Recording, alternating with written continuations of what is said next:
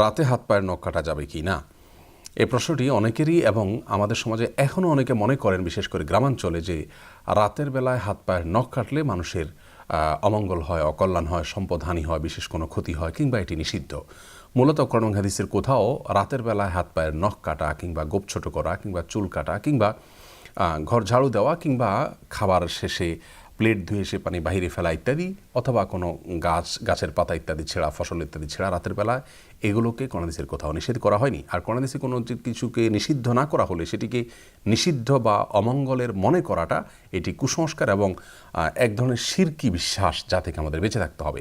রাসূল করিম সাল্লাল্লাহু আলাইহি ওয়াসাল্লাম বিভিন্ন হাদিস থেকে আমরা জানতে পারি লা আদওয়া ওয়ালা তিয়ারাতা, এবং এ জাতীয় অনেক হাদিস রয়েছে যেগুলোর খোলাসা হলো অমঙ্গল অপয়া বলতে কোনো কিছু শরীয়তে নেই, যে অমুক কাজে অমঙ্গল, অমুক কাজে অপয়া আছে। যদি শরীয়তে সেটাকে অমঙ্গলজনক বলে আখ্যায়িত না করে, মন গড়া বিশ্বাস থেকে সেটাকে অমঙ্গলজনক মনে করাটা এটি ভ্রান্ত বিশ্বাস, যা আমাদের ইমানের জন্য ক্ষতিকর। বিধায় এই বিশ্বাস থেকে আমাদের সরে আসতে হবে।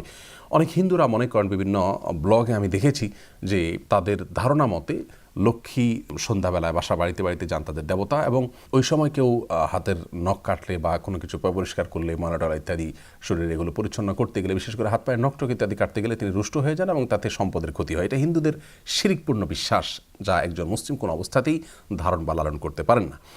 অতএব রাতের বেলা হাত পা নখ কাটা যাবে না এমন কোনো কথা নেই। আল্লাহ তাআলা কোরআনে কারিমে বলেছেন, ওয়াজআলনাল লাইলা লিবাসা, আর আমি রাতকে পোশাক স্বরূপ করেছি, অর্থাৎ যেন আমরা রাতের বেলা ঘুমোতে পারি, সেজন্য আল্লাহ সেটাকে সেভাবে উপযোগী করে দিয়েছেন। রাতে মৌলিক কাজ হলো একজন মানুষ ঘুমাবে, কিন্তু এর পাশাপাশি ছোটোখাটো অন্যান্য কাজ তিনি অবশ্যই করতে পারেন। কোনো প্রকার নিষেধাজ্ঞা বা ক্ষতি তাতে নেই।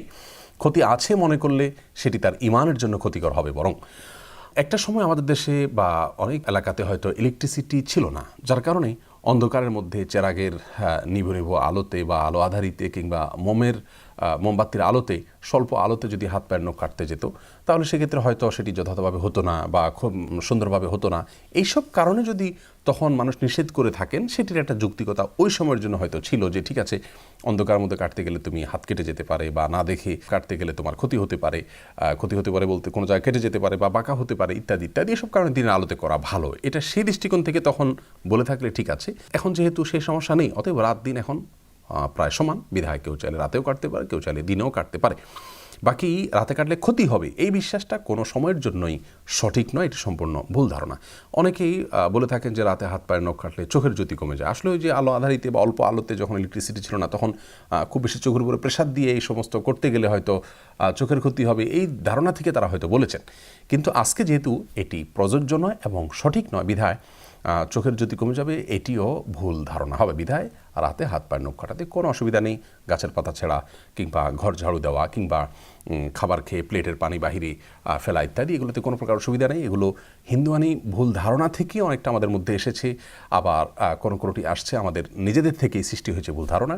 অতএব এই ভুল ধারণা থেকে আমাদেরকে বেঁচে থাকতে হবে। কেউ চাইলে রাতেও কাটতে পারেন হাত পায়ের নখ, কেউ চাইলে দিনেও কাটতে পারেন।